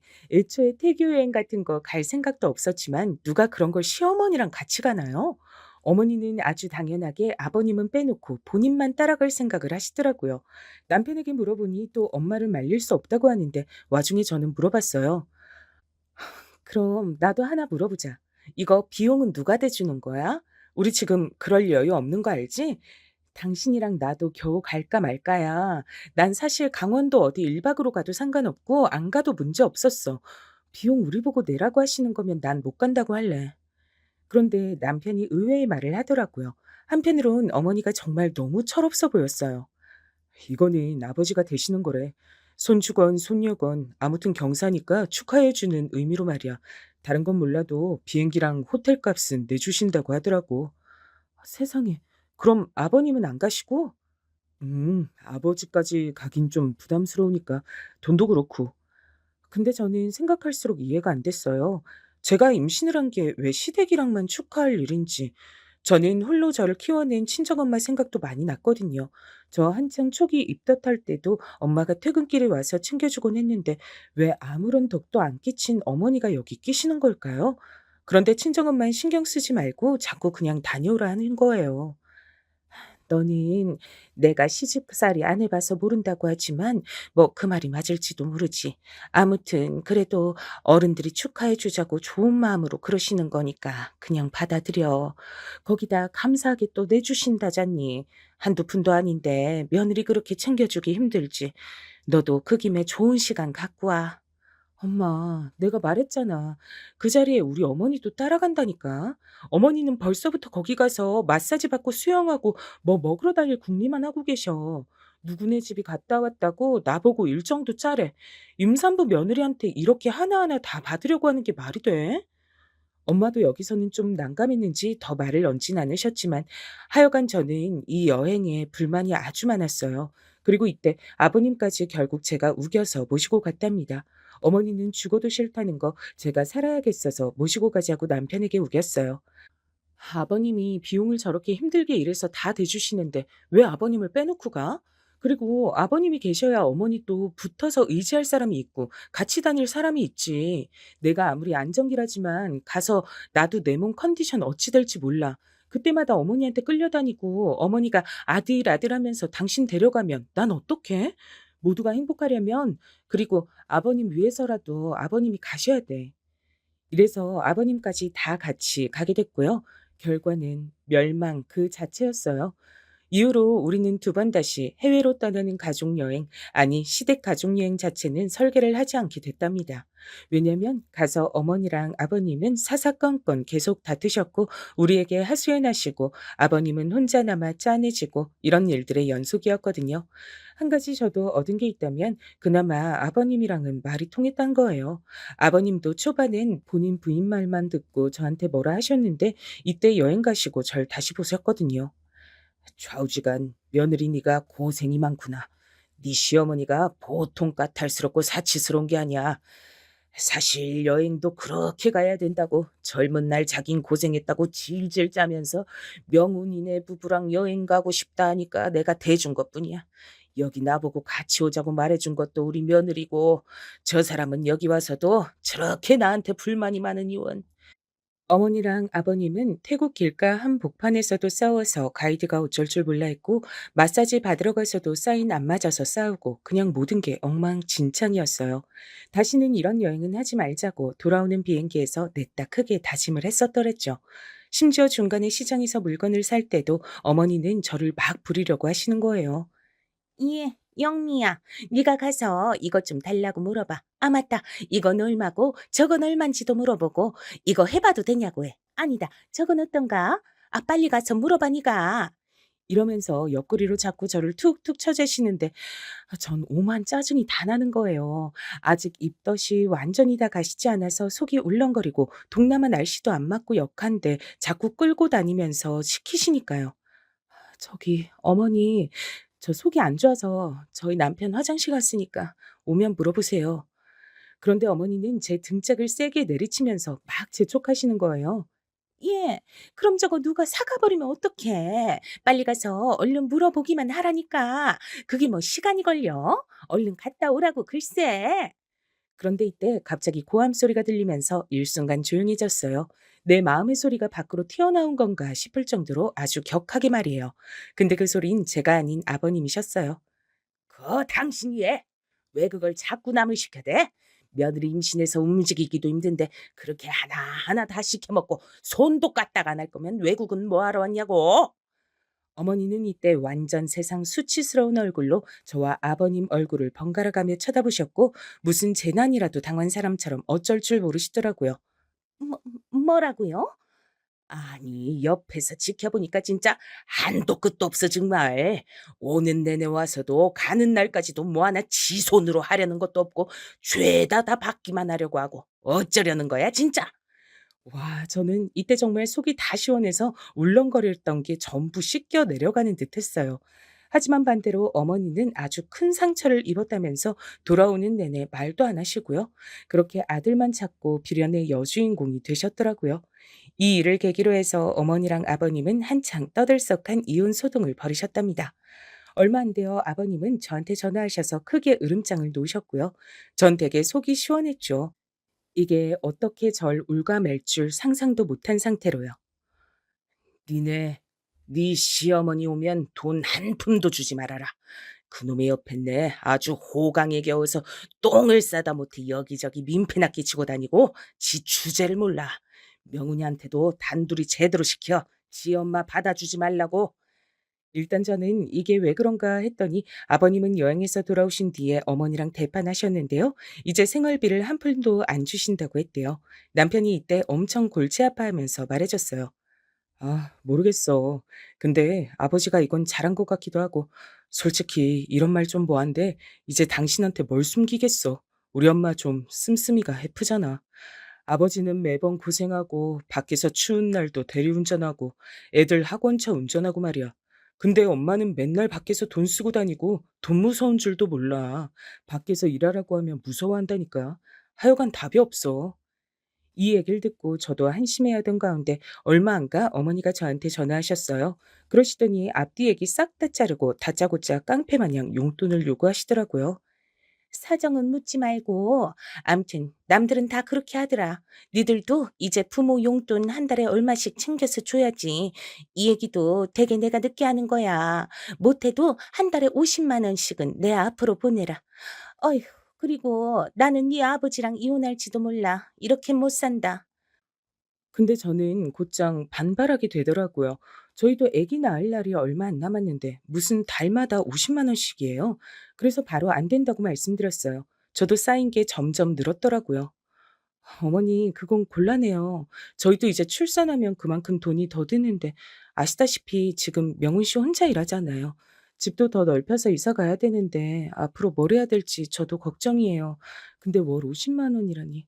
게다가 한쪽 부모님께 드리면 저희 쪽에도 똑같이 드려야 하잖아요. 월 100만 원은 너무 힘들어요. 이러자 어머니는 바짝 짜증을 내시더니 뭐라고 반박은 못하고 전화를 끊어버리셨어요. 이런 사정을 듣게 된 우리 엄마는 엄청 어이없어 하시더라고요. 줄곧 워킹맘으로 쭉 일하면서 월급 받고 살림을 꾸려온 엄마는 어머니를 이해할 수가 없었을 거예요. 나는 이해가 안 된다, 진짜. 아니, 사지 멀쩡한데 왜 일을 못해? 밖에 나가서 돈 버는 게 무섭다고? 희한한 사람인데, 진짜. 돈 쓰는 건 안 무섭고, 그러다 남편 죽으면 어쩌라고. 자식한테 빌 붙어서 먹고 살게. 아무튼 그러다가 어머니는 자존심에 곧 죽어도 일은 못한다고 이혼을 불사하고 아버님과 싸우셨나 봐요. 뒷일이야 어찌 될지 모르지만 평생을 그런 어머니와 살아왔던 아버님이 허무하게 패하셨어요. 생활비 전체는 아니어도 다달이 어머니 용돈 얼마 주는 걸로 얘기가 끝났더라고요. 그리고 저는 출산 시기가 되어 예쁜 딸을 낳았고요. 낳고 나서 산후조리는 엄마가 와서 해주셨답니다. 그런데 우리 어머니는 꼭 매일같이 얌체같이 자꾸 들리시는 거예요. 산모가 몸조리 해야 되는데 말이에요. 아이고, 난 아직도 눈만 감으면 우리 이쁜 손녀 생각나서 잠을 잘 수가 없어. 아침에 눈만 떴다 하면 그 뽀송한 얼굴 부비대고 뽀뽀하고 싶어서 못 견디겠다. 나 내일도 갈 테니 그리 알아라. 그러니 저는 슬슬 짜증이 나는 거예요. 그래서 엄마가 그러지 말라고 했는데 일부러 누워서 꼼짝도 안 했어요. 어머니, 오셨는데 못 나가봐서 죄송해요. 저 아직 아래쪽이 많이 아파서 못 움직여요. 오셨다 가셔요. 그러자 어머니는 단번에 반응이 안 좋은 게 느껴졌어요. 그 옆에서 우리 엄마만 죄 없이 눈치 보고 쩔쩔매는 게 느껴졌어요. 아이고, 사돈, 그러지 마시고 좀 더 있다가 가시지. 네, 네. 우리 영미가 너무 힘들게 손녀를 낳았나 봐요. 아, 그러게요. 아유, 뭐 이런 걸 다. 엄마야 사람 좋고 넉살이 있는 편이라 사람을 저렇게 그냥 돌려보내지 못하는 편이에요. 그러다 보니 본의 아니게 자꾸 어머니가 저렇게 들러붙어서 안 나가고 우리 엄만 애기도 봐주고 저도 보고 살림도 해주느라 바쁜데 말이에요. 점심까지 얻어먹고 가시는 거예요. 그래서 제가 너무 짜증나서 엄마한테 그러지 말라고 화를 냈어요. 엄마, 엄마도 손목 아프고 힘들잖아. 그거 치우지 말고 놔도 내가 치우게. 저기 어머니, 죄송한데 저희 엄마도 이제 주무셔야 돼요. 엄마 어제 밤새 못 주무시고 애기 안아서 재우셨어요. 다음에 또 오세요. 그러자 엄마가 제 팔을 살짝 꼬집으며 왜 그러냐고 막 놀래시더라고요. 얘, 얘가 미쳤어. 왜 이래?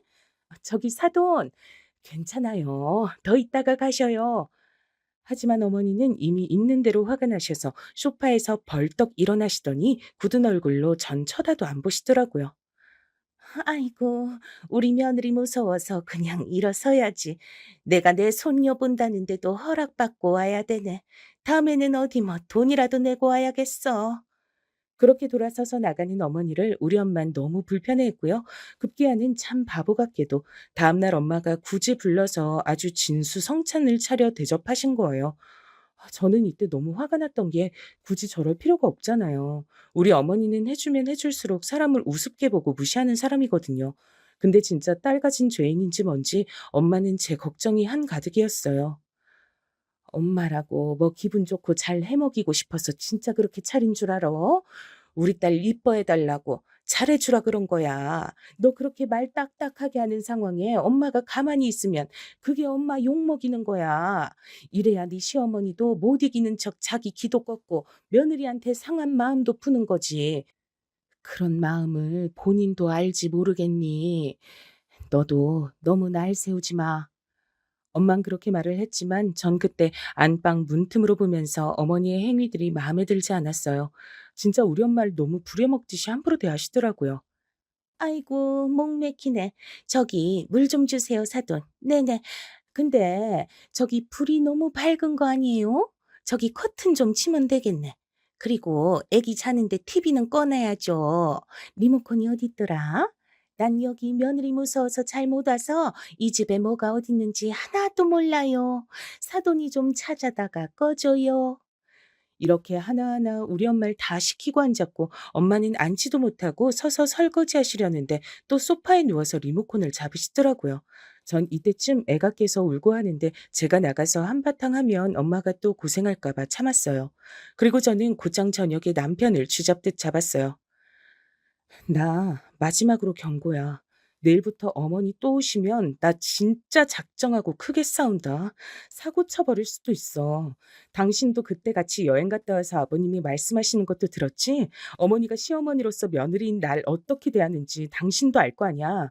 근데 자꾸 모르는 척 방광만 하고 있을래? 왜 어머니가 우리 엄마를 그렇게 한여 부리듯 부려? 남편은 이렇게 약간 엄마 대 엄마로 가니 심각하다고 느꼈던 모양이었어요. 우리 엄마 자기 어머니가 그렇게 무시해도 될 사람 아니야. 반대로 우리 엄마도 뭐가 모자라서 어머니 기분 맞춰드리는 것도 아니고 우리 엄마나 어머니나 둘 다 똑같이 아들, 딸 소중한 거 아니야? 소중한 존재를 갖고 있는 사람들끼리 서로 남의 걸 위해줘야지. 그렇게 천대하고 무시해서 되겠어? 나 오늘까지만 참는다. 뒷일은 당신이 알아서 해. 그래서 남편이 어떻게 단도리를 했는지 모르겠지만 그 뒤로 한 3-4주 정도 제가 조리를 하는 기간에는 어머니가 우리 집에 안 오셨어요. 그리고 전 아무런 대가 없이 돌봐준 엄마가 너무 고마워서 엄마랑 둘이 2박 3일 일본 여행을 다녀오게 됐답니다. 물론 아기도 같이 데려가게 됐고 저는 집을 비우는 것일 뿐 그 누구에게도 폐를 끼치는 게 없었어요. 근데 이걸 또 귀신같이 어머니가 알게 되셔서는 곧장 전화를 내오신 거예요. 너 무슨 친정엄마랑 어딜 간다며? 아니, 그 핏덩이 같은 애기를 데리고 몇 놈의 비행기를 타? 돈 없다고 그렇게 앓는 소리를 하더니 그런데 갈 돈은 있어? 그리고 우리 명훈이는 어쩌고? 마누라랑 애기 다 해외로 내보내고 애는 손가락 빨고 앉으란 말이냐? 그런데 참 공교롭게도 엄마는 이 옆에서 이 말을 다 듣고 계셨단 거예요. 전 너무 짜증이 나서 솔직하게 다 말했어요. 어머니, 우리 엄마가 한 달간 아무런 보수도 안 받고 애기랑 저 봐주신 거 감사해서 가는 거예요. 보통 그 정도 친정엄마가 와서 애기 봐주고 살림해 주시고 한 달씩이나 붙어 계시면요. 사례비로 2-300만 원씩은 드리더라고요. 엄마가 그건 됐다고 하셔서 이렇게 여행 가는 거고요. 심지어 비행기랑 웬만한 경비는 엄마가 내주시는 거예요. 그런데도 그렇게 싫으세요? 어머니는 또 여기에 발끈해서 뭐라고 하고 보다 못해서 엄마가 핸드폰을 좀 달라고 하더라고요. 이땐 엄마도 기분이 썩 좋지 않았던지 받아서 얘기하시더라고요. 네, 안녕하세요, 사돈. 제가 우리 사위 혼자 두고 딸이랑 손녀 데리고 여행을 가서 염려가 많으신가 봐요. 이미 직장에도 다 양해를 구했고 사위랑도 얘기가 잘 돼서 다녀오려고 해요. 3일간이니까 너무 염려치 마시고 걱정 안 하셔도 됩니다. 다녀와서 뵐게요. 네네. 들어가세요. 아마 어머니는 우리 엄마가 바로 옆에서 다 듣고 있었으니까 아주 약호가 팍 죽어서 이때는 부들부들 하셨을 거예요. 그러고 어땠냐면 어머니는 제가 돌아올 때까지 아주 이를 갈고 계셨더라고요. 여행 다녀와서 집에 와보니 우리 집 거실 소파를 또 차지하고 앉으신 거예요. 그러면서 다짜고짜 절 보자마자 애를 막 빼서 안으시더니 엄청 트집을 잡으시는 거예요. 너는 집안 꼴을 이따위로 해놓고 네 신랑은 굶어 죽으라고 해외로 나가고 앉았니? 우리 명훈이만 불쌍하게 집에서 아무것도 못 먹고 마누라도 없이 갓 태어난 애도 없이 저렇게 혼자 있더라. 내가 속이 터져서 아주 못 살아 진짜. 빨리빨리 왔으면 치울 거 치우고 얼른 네 남편 먹을 거 만들고 정리 좀 하고 살아라. 와, 돌아오자마자 이게 무슨 난장판인지 모르겠더라고요. 이때 날 잡고 어머니랑 싸울까도 생각해봤지만 기껏 3대 모녀가 떠나 즐거웠던 여행의 끝을 망치고 싶지 않았어요. 남편은 저랑 어머니가 이렇게 대치 중인데도 들여다보지도 않고 나와서 진짜 이런 말을 하고 앉았더라고요. 왔어? 나 집에 먹을 게 하나도 없더라. 카레랑 찌개만 잔뜩 해두고 가서 먹다 질렸어. 배달 음식도 먹기 싫고 어젠 엄마가 와서 같이 짬뽕이랑 짜장면 시켜 먹다가 질려서 다 남겼다니까. 나 자기가 해준 미역국 먹고 싶어. 같이 장 보러 나갈까? 아, 여기서 얼마나 짜증이 나던지. 전 비행기 타고 공항에서 여기까지 힘들게 왔는데 애를 내려놓고 짐 풀자마자 밥을 해야 하는 걸까요? 와중에 어머니는 집 곳곳을 다 돌아다니고 열어보셔서 살림참견을 기가 막히게 하시는데요. 남편한테 인상 쓰면서 작게 말했어요. 미역국이건 뭐건 다 해줄 테니까 당장 어머니 가시라 그래. 그러자 남편은 또 표정이 어두워져선 왜 그러냐고 막 짜증을 내려고 하더라고요. 내가 짜증 안 나게 생겼어? 그래, 나 놀러 갔다 왔다. 근데 갔다 오자마자 이렇게 사람을 부릴 일이야? 왜 어머니가 여기 들어와서 내 살림을 다 손대고 계셔? 심지어 뭘 하신 것도 아니야. 더 어질러 놓고 이게 뭐야 지금? 당신 나랑 2차전으로 크게 싸우고 나 엄마네 가는 꼴 보기 싫으면 빨리 어머니 모셔다 드려. 갑자기 엄마를 어떻게 보내? 나보고 지금 엄마를 쫓아내란 말이야? 그건 당신 머리로 생각해야지. 당신 엄마잖아. 나는 우리 엄마 조리기간 말고 따로 집에 데려온 적 없어. 그리고 우리 엄만 오면 하나라도 더 해주려고 빈손으로 온 적이 없지. 이렇게 들이닥쳐서 사위 부려먹으려고 눈을 부라리고 있던 적도 없고 말이야. 이렇게 둘이 그 좁은 베란다에서 무섭게 대치했고 결국 남편은 어찌어찌 핑계대며 자기 엄마를 집으로 모셔다 드렸답니다. 그러니 저랑 어머니와의 사이는 아주 파국에 치달을 수밖에요. 남편은 그간은 어중간하게 중립을 지키는 척하더니 갈수록 지 엄마 쪽으로 기울더라고요. 애 태어나고 나니까 이게 더 선명해져 가는 것 같았어요. 처음에는 마냥 고분고분 어머니 뜻에 다 맞춰드렸던 저도 갈수록 이렇게 전투적인 며느리가 된 건 다 어머니 때문이라고 생각해요. 그렇지 않은가요? 제가 못 참고 다 터뜨리는 성격이기도 하지만 저는 사람들 하는 방식에 따라 달라요. 단지 우리 엄마만이 절 걱정해서 제발 그러지 말라고 말리실 뿐이었고요. 그러지 마. 너 자꾸 어른한테 대들어서 그렇게 대치하면 엄마 마음이 안 편해. 네가 문제없이 살아야지. 엄마도 걱정을 안 하지. 그런데 이제 사실 터질 게 터졌다고 생각은 드는데요. 우리 엄마마저 못 견디고 터지게 된 날이 오게 됐어요. 우리 엄마도 어머니에게 감정이 안 좋았고 어머니는 본인 주제도 모르고 우리 엄마를 아주 아래로 내려다보고 손톱을 드세우고 있었죠. 이날은 제가 엄마 외투 하나 사드리고 싶어서 백화점에 모시고 갔었거든요. 사실 어머니가 자주 출몰하는 지점이라 저도 안 가고 싶었는데 엄마가 이날 회사에서 잠깐 나와 들리기엔 여기가 거리상 딱 맞았어요. 아무튼 멋 하나 부릴 줄 모르는 우리 엄만 곧 중요한 행사도 있고 사람들이랑 사진도 많이 찍을 일이 있다 그래서 저도 센스나 이런 게 없으니 백화점에 간 거였거든요. 어휴, 그래도 엄마 돈으로 안 되는 게 어딨어. 가면 적당히 직원들이 소재 좋고 디자인 괜찮은 걸로 잘 골라주겠지. 내가 그간 엄마 칠순용으로 적금 들었던 거 있는데 그거 조금 깨서 봐줄 테니까 걱정 말고 얻어 입으셔요. 그러면서 저도 눈대중으로 지켜보던 매장에 들어갔는데요. 직원이랑 옷을 맞춰서 보고 있던 중 뭔가 낯익은 이목구비가 눈에 들어왔어요. 설마 했는데 어머니신 거예요. 그것도 혼자가 아니라 그 또래 할머니들 두어 명이랑 같이 들어오셨는데요. 저도 순간 놀라서 이때는 그만 아주 차분하게 인사를 했더랬죠. 어머니, 안녕하세요. 저기 엄마, 우리 어머니 오셨어, 여기. 그러자 엄마도 순간 놀라서 몸을 휙 돌렸고 외투를 걸쳐보다 말고 어머니께 인사를 했답니다. 그런데 어머니는 그 말에는 대꾸도 안 하고 되게 거만한 눈으로 막 흘겨뜨면서 저랑 엄마를 위아래로 훑어보는 거예요. 누가 봐도 이건 위부터 아래까지 쓱 훑는 게 절대로 맞았어요. 대충 봐도 절대로 착각이라고 할 수 없는 아주 심각한 눈초리였답니다. 그러면서 저와 엄마의 인사는 대답도 안 했으면서 본인 친구들을 툭툭 치더니 이러시는 거예요. 아, 여기 우리 며느리랑 사돈이야. 내가 전에 말했지? 여기 부근에 산다고. 여기서 어떻게 만났네? 그러면서 저랑 엄마는 뭐 어떤 식으로 대꾸를 하라는 건지 저렇게 겉돌게 인사를 하시더라고요. 그래서 저도 기분이 좀 나빠지면서 입술을 깨물었고 그냥 얼른 사서 나가려고 했어요. 그런데 대뜸 어머니가 우리 엄마한테 이렇게 말을 거시는 거예요. 저 이때 이 말을 듣고 귀를 의심했잖아요. 어쩌다 이런 데에서 뵙네요. 여긴 뭐하러 오신 거예요? 사돈 이런 데 오시는 분 아니잖아요. 순간 저는 미간이 팍 찌푸려졌고 뭐 때문에 말을 저렇게 하나 싶어 곧장 어머니를 쏘아봤답니다. 뭐 사러 오신 거예요? 얼씨구 좋으시겠다. 딸이 돈이 많아가지고 여기서 엄마 옷도 척척 사주네. 대충 시장에서 해결하면 될 거를 친정엄마라고 남편 돈 팍팍 써가면서 해주는 것 봐.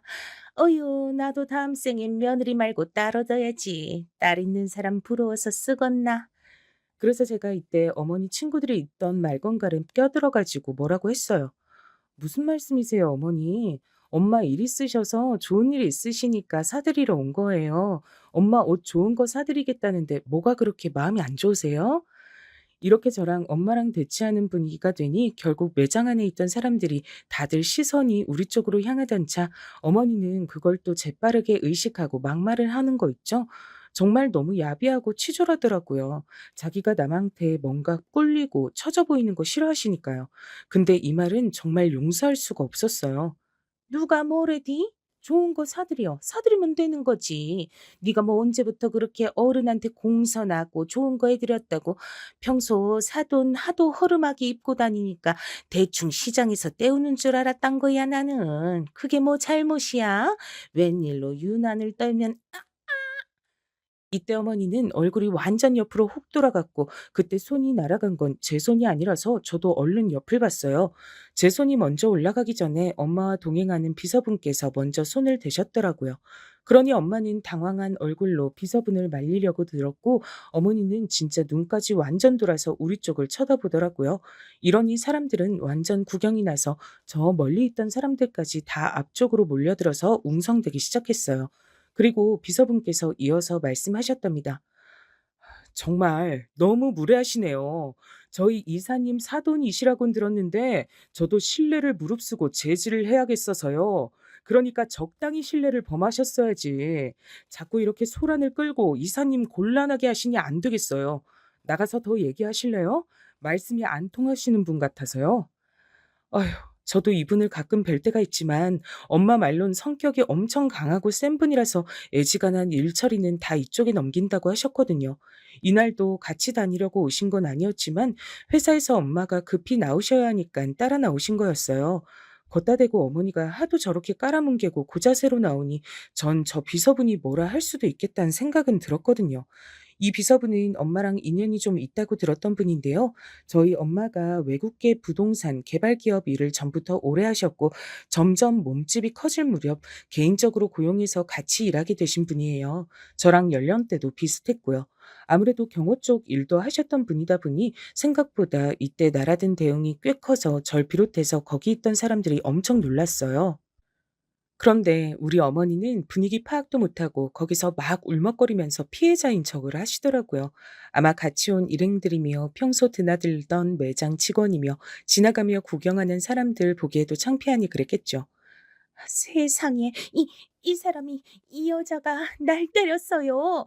이봐요, 사돈. 뭐예요, 지금? 뭐 하자는 거예요? 여기서 저도 나서서 뭐라 하려는데 다시 비서분이 껴들어서 말을 하더라고요. 앞만 봐도 이건 제가 할 건 아무것도 없어 보였어요. 저희 이사님한테 말 함부로 하실 때는 언제고 도통 제지가 안 되어서 한 번 손 날아간 것 같고 되게 말씀이 많으시네요. 엄연히 업무 관련해서 움직이던 중에 선 넘으신 걸로 간주하고 손해를 물어도 될까요? 일 더 크게 만드시고 싶으신 것 같은데 원하시면 그렇게 해드릴까요? 조곤조곤 얼굴 바로 앞에 대고 무섭게 말하는 비서분의 모습에 어머니는 한 대 더 얻어맞을까 봐 그랬는지 어쩐지 몰라도 정말 제가 여지껏 봤던 일에 가장 긴장하고 놀란 모습이었어요. 늘 자기한테 깨갱하고 결국 져주는 아버님, 그리고 자기 맘대로 할 수 있고 징징대면 다 들어주는 아들, 그 사이에서 맘대로 안 되는 제가 들어오니 아주 강하게 대립을 했던 거예요. 그런 와중에 주제도 모르게 그렇게 만만하게 보던 우리 엄마 비서분이 저렇게 나서니 아주 조금은 상황 파악이 되신 것 같더라고요. 어머니는 곧장 자리를 뜨려고 했지만 비서분이 붙잡았어요. 사돈이시고 뭐고 그런 것 상관없이 이사님께 소란 피워 죄송하다고 사과는 하고 가세요. 그냥 가시면 안 되죠, 그 연세에. 그런 매너 하나 안 갖추고 말만 싸지르시면 단가요? 그러자 어머니는 마지막 남은 자존심인지 몰라도 억지로 웃으면서 어떻게든 여길 빠져나가시려고 하시더군요. 아, 그만하세요. 나도 그쪽 누군지 어디 나부랭인지 몰라도 가만 안 있을 거니까 다 고소할 거야 나는. 너 영미, 너도 투고 바로 나와. 어머니 왜 저한테 그러세요 갑자기? 전 아무것도 안 했어요. 어머니가 먼저 우리 엄마한테 선 넘으셨잖아요. 엄마는 이때 골치가 아팠는지 그냥 가자고 했지만 비서부는 안 된다고 했고 사실 제 맘도 그랬어요. 이런 기회는 두 번 다시 안 올 거기 때문에 한 번 계기가 있을 때 제대로 상황을 진행해보고 싶더라고요. 저는 여기 비서분 말이 맞다고 생각해요. 엄마한테 사과해 주세요, 어머니. 멀쩡히 볼 일 있어서 옷 사러 왔고 둘러보고 있는 사람한테 무슨 여기 올 주제가 안 된다는 둥 시장이나 가란 소리를 고상하게 하고 계세요. 저랑 엄마가 뭐 바본 줄 아세요? 그동안 가만히 있으니까 그런 말 해도 되는 줄 아시는 거죠? 이 김에 제대로 사과하시고 선 그었으면 좋겠어요. 엄마네 비서부는 회사 업무를 처리함과 동시에 이런 개인 보안 관련된 것들도 다 하고 계셔서 절대 물러나지 않으시더라고요. 상황에 따라 유도리 있게 넘어갈 수도 있었지만 전 일단 힘을 실어드리고 싶었어요. 그러자 어머니는 본인에게 시선이 완전 꽂히니 어쩔 줄 몰라 했고 결국 그렇게 우물쭈물 서 있다가 얼굴을 양손으로 완전 다 가려버리고 어정쩡하게 서서 막 몸을 비틀어가며 이러시는 거예요. 그 알았어요. 잘못했으니까 그만 보내줘요. 미안하다고요. 그러면서 무슨 소변 마려운 사람처럼 무릎을 꿇는 건지 뭔지 헷갈릴 자세로 오도 가도 못하시더니 비서분이 끄덕이며 손으로 문 쪽을 탁 가리키니까 후다닥 나가버리시더라고요.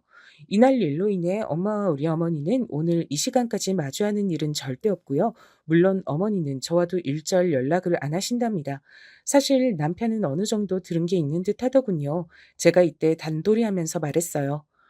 어머니가 진짜 어지간히 우리 엄마 우습게 본 게 아니었고 솔직히 말해서 나 너무 속 시원해. 그 사람 많은 데서 시장판 옷이나 어울리는 주제라고 사람 창피 주는 게 정상이야? 그 비서분 예전에 더 험한 경호도 했던 분이야. 손만 나가서 다행이신 줄 알아. 나 솔직히 그날 당신이랑 살까 말까 고민 많이 했어.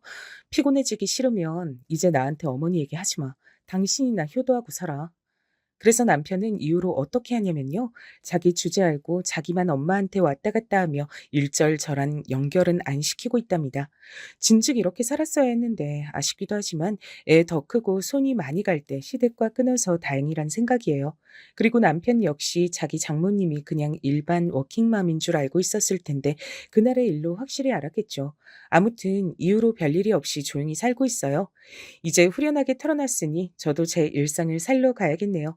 모두들 더운 날씨에 건강 주의하시고 감기 조심하세요. 감사합니다.